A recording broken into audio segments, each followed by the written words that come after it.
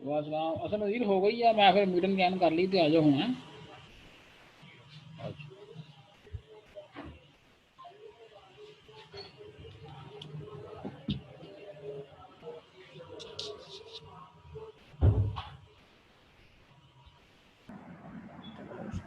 चलो इधर शुरू होगी रिकॉर्डिंग, आप करें, बिस्मिल्लाह करें। Okay sir. क्लास आज हमारा टॉपिक है managing high pH in fresh water ponds. सबसे पहले हम देखेंगे कि पीएच क्या चीज़ है।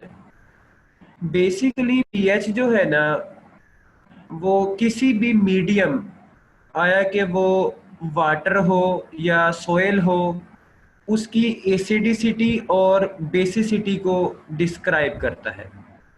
मतलब कि वो मीडियम जो है वो कितना एसिडिक है और कितना बेसिक है। असल में हम ये कैलकुलेट करते हैं थ्रू हाइड्रोजन आयन कंसंट्रेशन से। तो हम पढ़ना स्टार्ट करते हैं। Term pH is mathematical transformation of hydrogen ion concentration. आप देख सकते हैं कि पीएच जो है वो हाइड्रोजन आयन कंसंट्रेशन की मैथमेटिकल फॉर्म को कहते हैं। It conveniently express the acidicity and basicity of water.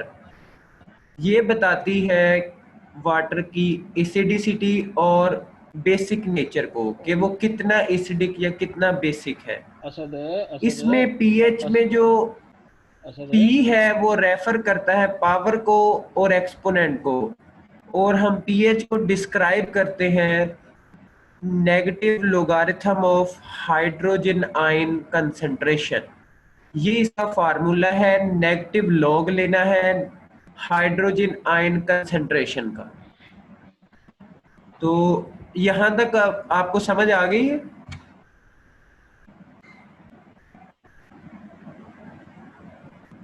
Hello, जी आ रही है समझ। मेरी आवाज आप तक पहुंच रही है? आ रही है।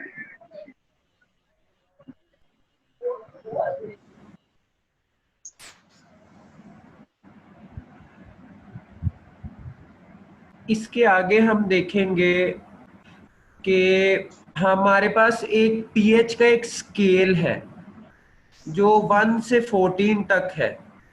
ये डिस्क्राइब करता है कि आपकी जो मीडियम है, वाटर है, उसकी पीएच कितनी है। तो हर ऑर्गेनिज्म के अंदर एक खास पीएच पे काम करने की एबिलिटी होती है। अगर वो पीएच की वैल्यू इंक्रीज या डिक्रीज हो जाए तो ऑर्गेनिज्म के लिए मुश्किल हो जाता है उस मीडियम में सरवाइव करना। तो अब हम इसे पढ़ते हैं कि हमारे पास, सपोज करें कि एक एक्वाकल्चर पाउंड है या हमारे पास कोई वाटर बॉडी है, तो उसके लिए आइडियल पीएच कितनी होगी। pH stand for potential hydrogen. The scale is from 1 to 14, 1 being acidic, 14 being alkaline and 7 being neutral. ये स्केल आप देख सकते हैं स्क्रीन के ऊपर। ये हमें शो कर रहा है कि जब वैल्यू 1 होगी तो बहुत ज़्यादा एसिडिक कंडीशंस होंगी मैक्सिमम, और जब वैल्यू 14 होगी तो कंडीशंस मैक्सिमम बेसिक होंगी, अल्कलाइन होंगी। It is a measure of whether the water is your pound is on the acidic side or alkaline side. ये जो स्केल है ये हमें बताता है आया कि आपके जो वाटर की पीएच है वो एसिडिक साइड पे है या अल्कलाइन साइड पे है। देखें, वाटर बॉडीज के अंदर फिशेस होती हैं। वो फिश के अंदर जो ब्लड है उसकी जो पीएच है वो हमारे लिए मेन कंसर्न है। उसके मुताबिक से हमने अपने वाटर बॉडी की पीएच को सेट करना है। अब देखें, फिश के ब्लड के अंदर 7.4 है। इसीलिए हमारे पास आइडियल पीएच की जो वैल्यू है वो 7.4 होनी चाहिए। हाउएवर नेचर ने ऑर्गेनिजम्स के अंदर एबिलिटी रखी है कि वो स्लाइड चेंज पीएच को बर्दाश्त कर सकते हैं, जैसा कि फिशेस के अंदर है कि वो 6.5 से लेकर 9 तक पीएच को टॉलरेट कर सकते हैं। लेकिन अगर ये रेंज क्रॉस हो जाएगी तो ऑर्गेनिज्म अल्टीमेटली डाई हो जाएंगे। तो अब आगे पढ़ते हैं। The blood of fish is 7.4, so an ideal pH for your pound would be 7.4। ये चीज मैंने आपको पहले बता दी है कि आइडियल पीएच जो है वो ब्लड के फिश के हिसाब से है, वो है 7.4। However, most fish can tolerate a pH which is anything from 6.4 to 9, 6.5 to 9.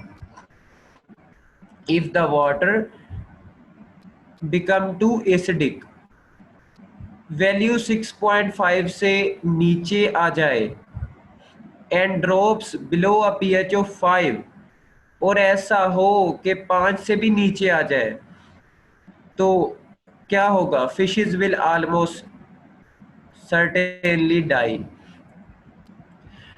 तो आप ये स्केल देख सकते हैं अपनी स्क्रीन पे। ये दिखाया हुआ है कि डिजायर रेंज फॉर एक्वाकल्चर है 6.5 से 9 तक, जो कि फिशेस के लिए टॉलरेबल है।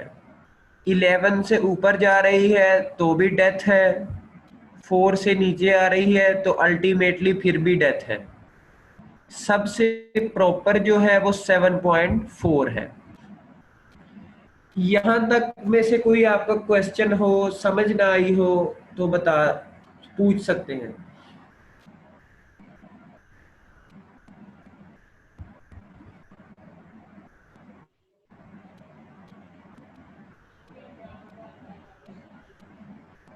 आप सबको मेरी आवाज तो आ रही है ना? आ रही है।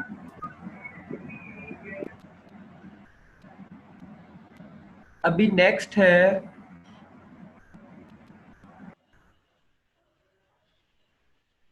ओके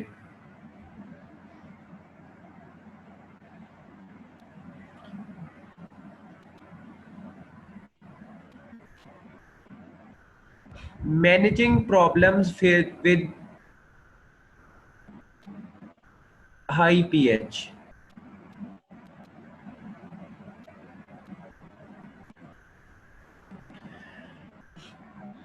अब देखें कि हमने हाई पीएच से जो प्रॉब्लम्स काज होती हैं उसका सल्यूशन फाइंड आउट करना है। सबसे पहले तो आपको मैं बताता हूं कि वाटर के अंदर पीएच कैसे इंक्रीज हो जाती है। वाटर के अंदर पीएच इंक्रीज इस सूरत में होती है जब कार्बन डाइऑक्साइड की मिकदार कम हो जाती है। जो प्लांट्स मौजूद हैं वो कार्बन डाइऑक्साइड को एक्सेसिव अमाउंट में यूज कर लेते हैं, क्योंकि कार्बन डाइऑक्साइड वाटर के अंदर एसिडिक बिहेवियर शो करती है। क्योंकि जब कार्बन डाइऑक्साइड वाटर में जाती है तो ये कार्बोनिक एसिड बनाती है। ये कार्बोनिक एसिड जो है ये एसिडिसिटी काज करता है, और जब ऐसा हो कि आपके वाटर में CO2 की मिकदार कम हो जाए तो अल्टीमेटली पीएच राइज हो जाती है। अब यहां पर हम रीडिंग स्टार्ट करते हैं। आपकी स्क्रीन पे नजर आ रहा है the long term solution to high pH problems in pond is to alter the pond biology. इसका मतलब है कि आपने पीएच की प्रॉब्लम्स को सॉल्व करने के लिए पाउंड की बायोलॉजी चेंज करनी है। बायोलॉजी चेंज करने का मतलब ये है कि आपने उसके अंदर जो लिविंग ऑर्गेनिजम्स हैं, आया कि वो प्लांट्स हैं या फिर वो माइक्रो ऑर्गेनिजम्स हैं या कोई लार्जर ऑर्गेनिजम्स हैं, उन्हें चेंज करना है कि ऐसा हो जाए कि daily carbon dioxide Uptake is near zero, कि कार्बन डाइऑक्साइड जो है वो वाटर में से रिमूव ना हो, जैसा कि प्लांट्स फोटोसिंथेसिस के दौरान अपने जो है CO2 वो वाटर ले लेते हैं, जिससे वाटर के अंदर कार्बन डाइऑक्साइड की मिकदार लो हो जाती है। इस सूरत में अल्टीमेटली पीएच हाई हो जाती है।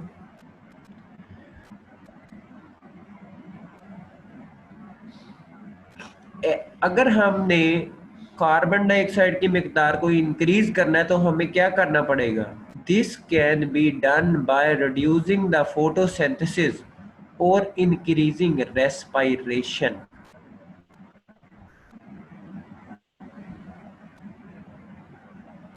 But changing the metabolism of the pound community is difficult because the biological process have considerable ecological momentum।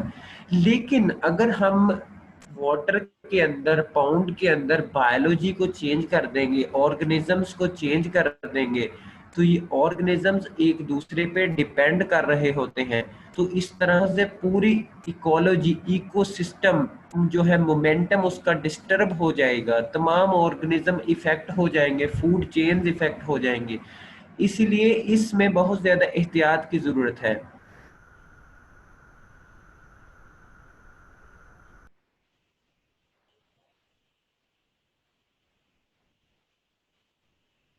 देखें, जब हम पाउंड को न्यूली फिल करते हैं, उसके अंदर बहुत ज्यादा मिकदार में न्यूट्रिएंट्स होते हैं, क्योंकि हम एल्गल ब्लूम्स क्रिएट करते हैं।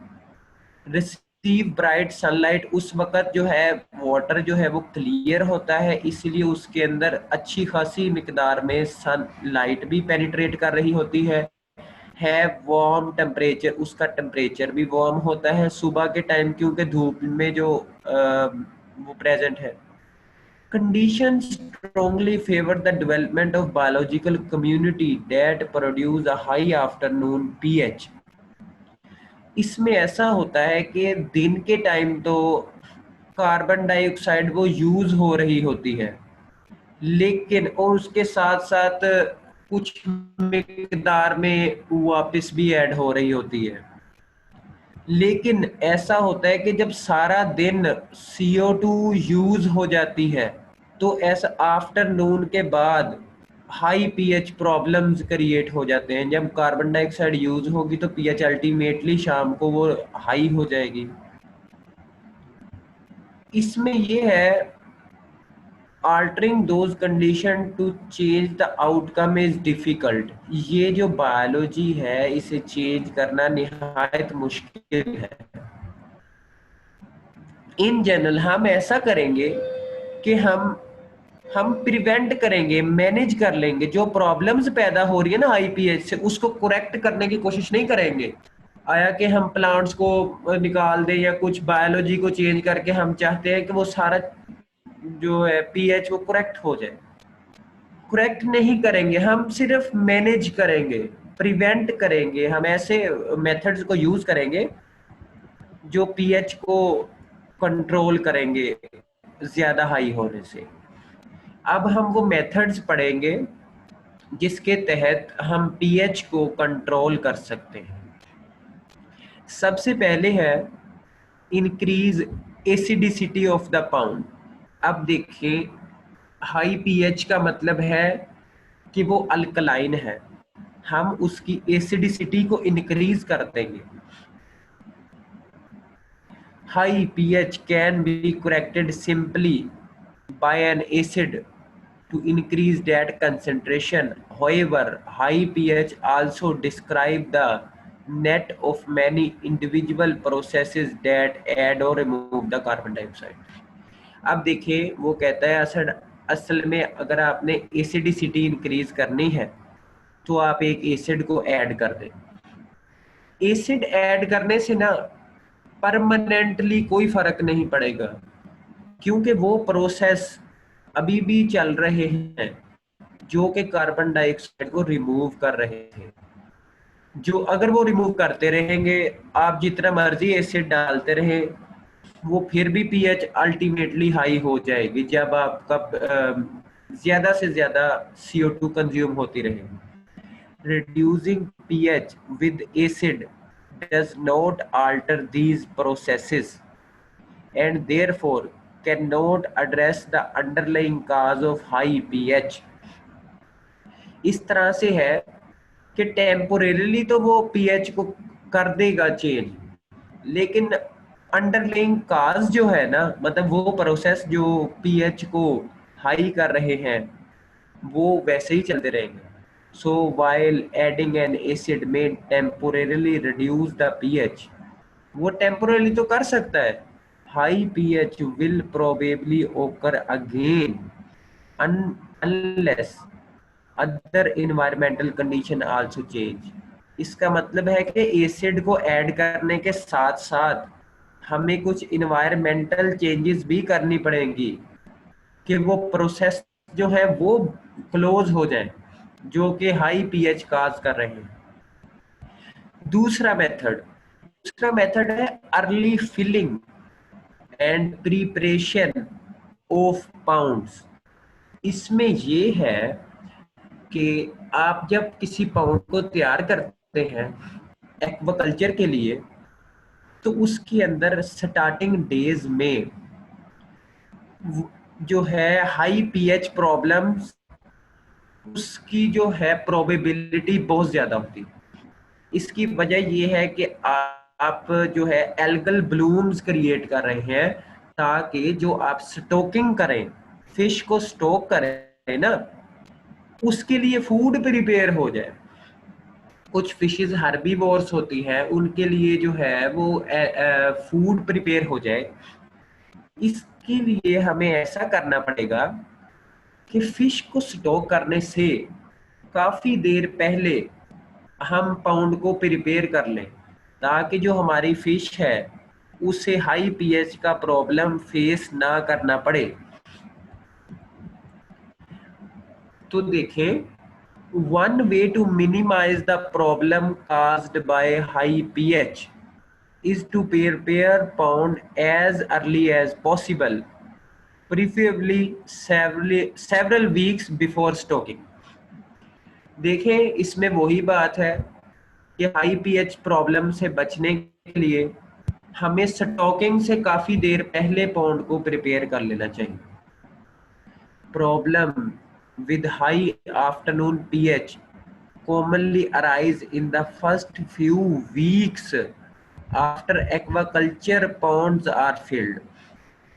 ये देखें, ये बात फिर वही है कि आप जब किसी पॉन्ड को प्रिपेयर करते हैं तो उसके soon after he high pH problems arise करती हैं। इसीलिए आप ऐसा करें कि प्रिपेयर ही कुछ टाइम पहले कर लें, उससे पहले कि आप फिश को स्टॉक करें एट दैट टाइम। ऐसा क्यों होता है? पीएच प्रॉब्लम्स क्यों इंक्रीज होती हैं? Plant nutrients drive from feed and fertiliser promote fast growing algal blooms. जैसा कि मैंने आपको बताया था कि एल्गल ब्लूम्स क्रिएट किए जाते हैं, उसके लिए हम प्लांट्स के न्यूट्रिएंट्स को ऐड करते हैं, फर्टिलाइजर्स को ऐड करते हैं। and the biomass of respiring organism in comparatively low। देखें, अगर प्लांट CO2 यूज कर रहे हैं तो कोई चीज ऐसी भी होगी ना जो CO2 को ऐड भी कर रही है, तो वो है रेस्पायरिंग ऑर्गेनिजम्स जो रेस्पिरेशन के जरिए CO2 को रिलीज करते हैं।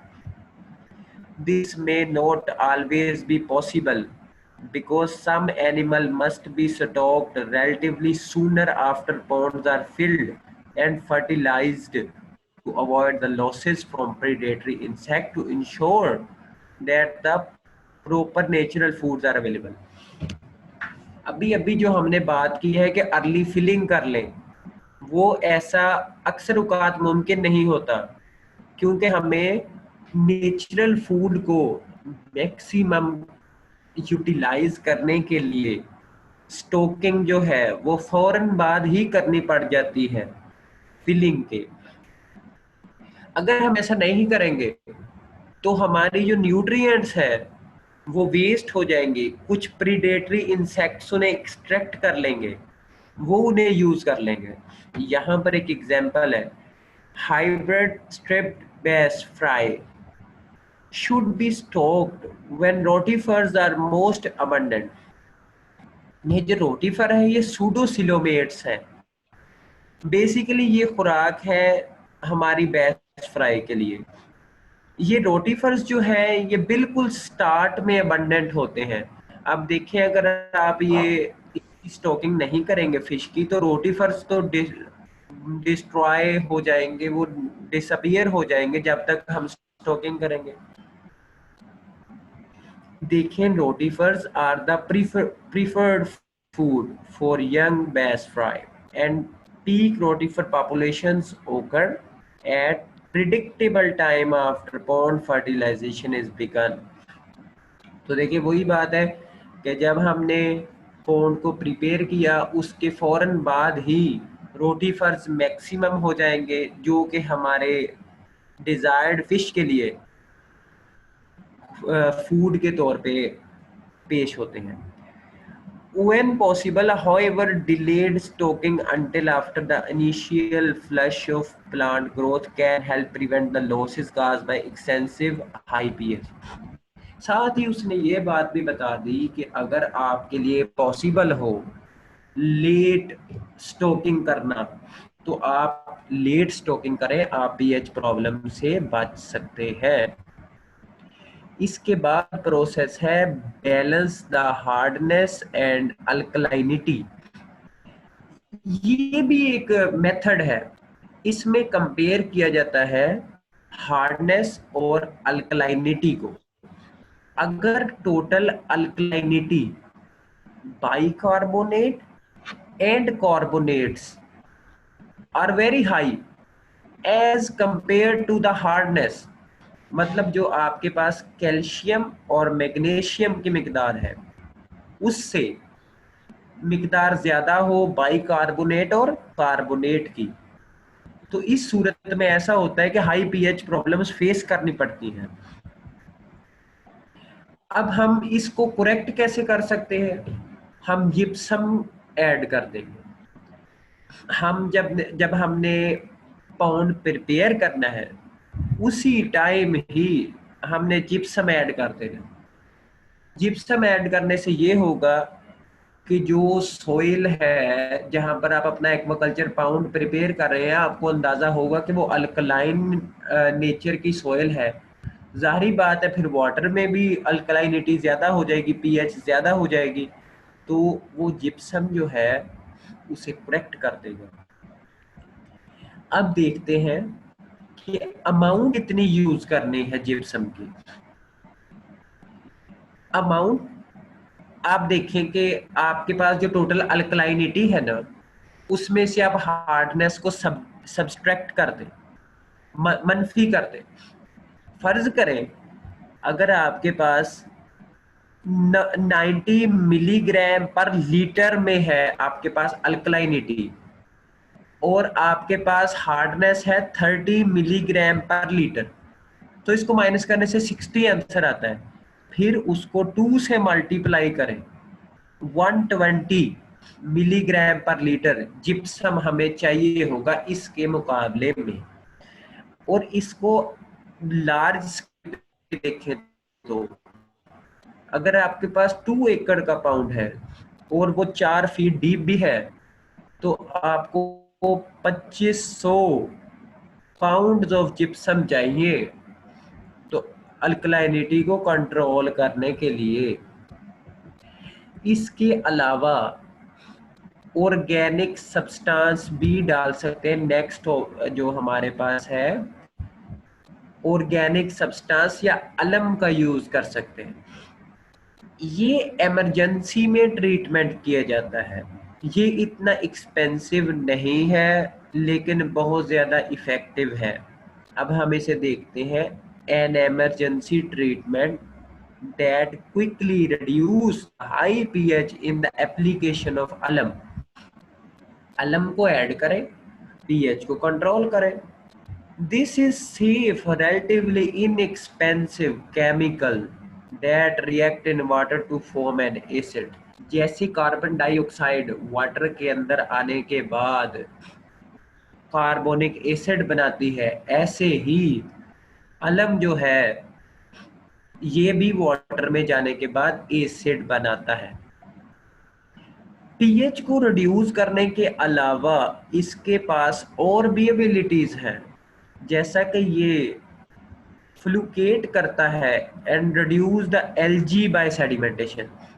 फ्लुकेशन का मतलब होता है कि स्मॉल पार्टिकल्स को लेकर एक ढेर की शक्ल में, एक क्लम्प की शक्ल में इकट्ठा कर देना, जबकि सेडिमेंटेशन का मतलब होता है कि सेडिमेंट्स के अंदर उसको कामुलेट करना। इस तरह से ये एलजी को डिक्रीज करेगा। जब एलजी को डिक्रीज करेगा तो अल्टीमेटली फोटोसिंथेसिस कम हो जाएगी और CO2 का इस्तेमाल कम हो जाएगा, हमारे पास हाई पीएच प्रॉब्लम काज नहीं होगी।